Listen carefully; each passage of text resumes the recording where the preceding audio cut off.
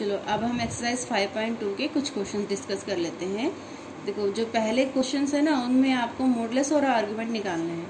ठीक है, जैसे ये z दे रखा है आपको कॉम्प्लेक्स नंबर -1 - आयोटा √3। ठीक है, तो इसको सिंपल जो फॉर्म है कॉम्प्लेक्स नंबर की वो क्या होती है x + आयोटा y, और पोलर फॉर्म क्या होती है r cos theta + iota sin theta. ठीक है, r मॉडुलस होता है और थीटा आर्ग्यूमेंट ऑफ z होता है। तो हमें क्या निकालना है, मॉडुलस ऑफ आर्ग्यूमेंट। तो मॉडुलस क्या मतलब r की वैल्यू निकालनी है, आर्ग्यूमेंट मीन्स थीटा की वैल्यू निकालनी है। ठीक है, तो r का फॉर्मूला याद है हमें, क्या होता है √x² + y²। तो x क्या है हमारे पास यहाँ पर -1। ठीक है, यहाँ पर हम अगर इन दोनों को कंपेयर करें तो x हमारे पास क्या है -1, और इन दोनों को कंपेयर करें हम इमेजिनरी पार्ट्स को तो y हमारे पास क्या है -√3। ठीक है ना, देखो यही कॉम्प्लेक्स नंबर होता है ना x + आयोटा v, और हमें क्या दिया है -1 - आयोटा √3। तो ये जो फर्स्ट रियल पार्ट है ये क्या हो गया x, और जो सेकंड इमेजिनरी पार्ट है ये क्या हो गया y। तो मॉडुलस निकालेंगे √x² + y², -1 का होल स्क्वायर प्लस -√3 का होल स्क्वायर।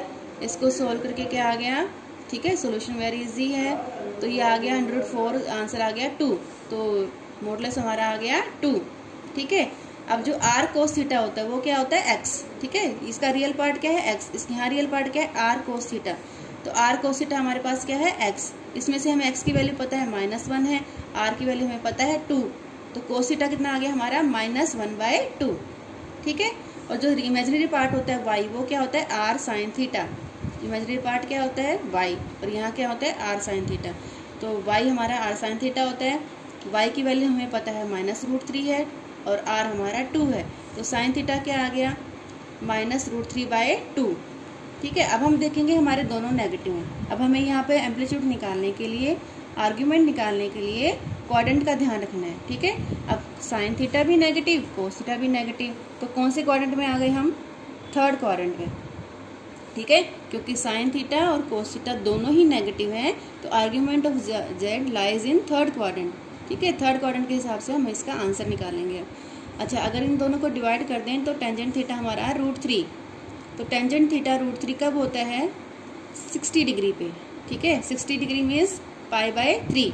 ठीक है, और थर्ड क्वाड्रेंट के लिए हमारा आर्ग्यूमेंट क्या होता है, क्या फार्मूला था आर्ग्यूमेंट ऑफ z का -π + थीटा। तो थीटा क्या है हमारे यहाँ पर 60 डिग्री। ठीक है, आप ऐसे भी निकाल सकते हो -80 -π मीन्स -80 + 60 -120 आ गया।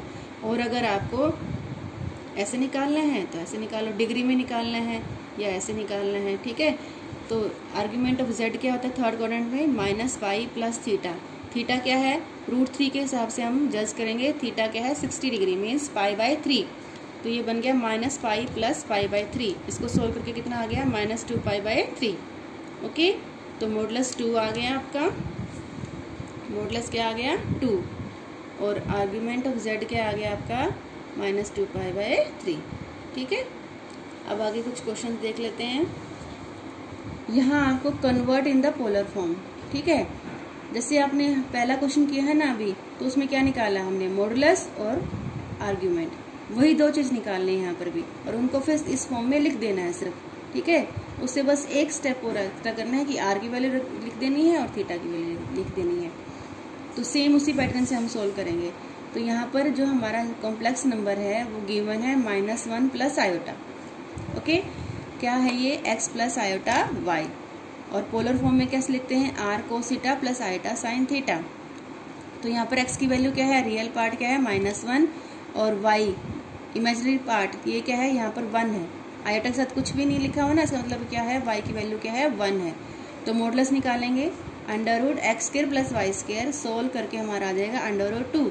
तो मॉडुलस कितना आ गया हमारा √2। ठीक है, तो r cos थीटा हमारा किसके इक्वल है, x के इक्वल मीन्स -1 के इक्वल है। -1 = और r कितना था √2, x कितना है -1 और r कितना है √2। तो हमारे पास आ गया -1 = √2 cos थीटा। यहाँ से cos थीटा हमारा आ गया -1/√2। ठीक है, ऐसे ही हमारा y क्या होता है r sin थीटा होता है, इमेजिनरी पार्ट।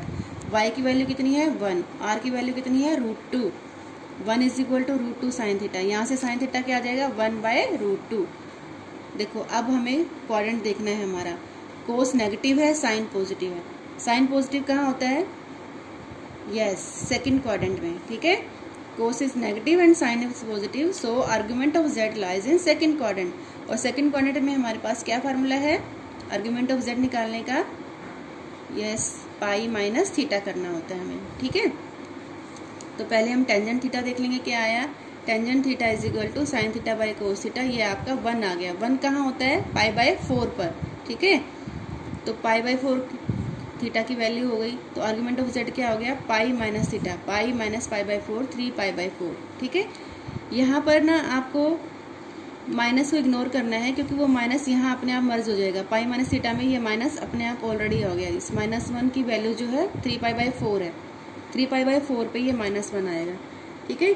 तो आपको जब थीटा लेना है तो सिर्फ ये देखना है कि ये 1 कहाँ पर आएगा, 1 कहाँ आएगा π/4 पर आएगा, ठीक है। तो इस -1 को हमें मर्ज करने के लिए पाई माइनस थीटा करना पड़ेगा, सेकंड क्वाड्रेंट में चेंज कर दिया हमने, ठीक है। सेकंड क्वाड्रेंट में ये आ गया 3π/4, ओके। अब इसकी पोलर फॉर्म लिखनी है, पोलर फॉर्म में क्या करना है, सिर्फ आपको वैल्यू रिप्लेस करनी है। r कितना था √2 और थीटा कितना था 3π/4, तो ये हमारा बन गया √2 cos 3π/4 प्लस आयोटा साइन 3π/4, ठीक है। सिर्फ एक यही स्टेप एक्स्ट्रा है, हमने क्या निकाला, पहले मॉडुलस निकाल लिया और फिर एम्पलीट्यूड ऑफ या आर्ग्यूमेंट ऑफ z निकाल लिया, ठीक है। तो अब एक और क्वेश्चन डिस्कस कर लेते हैं। इसमें z है आयोटा, आयोटा कॉम्प्लेक्स नंबर में कैसे लिखा जाएगा, 0 प्लस आयोटा लिखा जाएगा, ठीक है। तो x की वैल्यू यहाँ क्या है 0 और y की वैल्यू यहाँ क्या है 1, तो मॉडुलस आपका आ गया 0 का स्क्वायर प्लस 1 का स्क्वायर आ गया 1, तो मॉडुलस कितना है आपके पास यहाँ पर 1, ठीक है। तो r cos थीटा 0 है ना, r cos थीटा क्या है रियल पार्ट, और रियल पार्ट यहाँ क्या है 0, तो r cos थीटा क्या है 0, तो cos थीटा भी क्या आ जाएगा यहाँ से 0, और ये imaginary part r sin theta क्या है 1, r sin थीटा 1 है और r भी 1 है, तो sin थीटा कितना आ गया 1, ठीक है। तो cos भी पॉजिटिव साइन भी पॉजिटिव, तो कौन से क्वाड्रेंट में हो गया हमारा, फर्स्ट क्वाड्रेंट में हो गया। दोनों कहाँ पॉजिटिव होते हैं, फर्स्ट क्वाड्रेंट में पॉजिटिव होते हैं, ठीक है ना।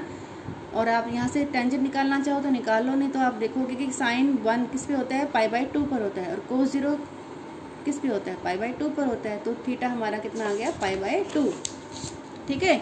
और क्योंकि वो फर्स्ट क्वाड्रेंट में है तो वो सेम हमारा आर्ग्यूमेंट ऑफ z रहेगा, ठीक है। आर्ग्यूमेंट ऑफ z कितना आ गया π/2, तो पोलर फॉर्म ये आ गई, क्योंकि r की वैल्यू यहाँ 1 है, 1 हम लिखेंगे नहीं है ना, r cos theta plus iota sine theta होती है ना, तो 1 है r, 1 को लिखेंगे नहीं तो क्या आ जाएगा cos π/2 plus iota sine π/2, okay. अब इस एक्सरसाइज की प्रैक्टिस कीजिए, आप अच्छे से समझ के करो।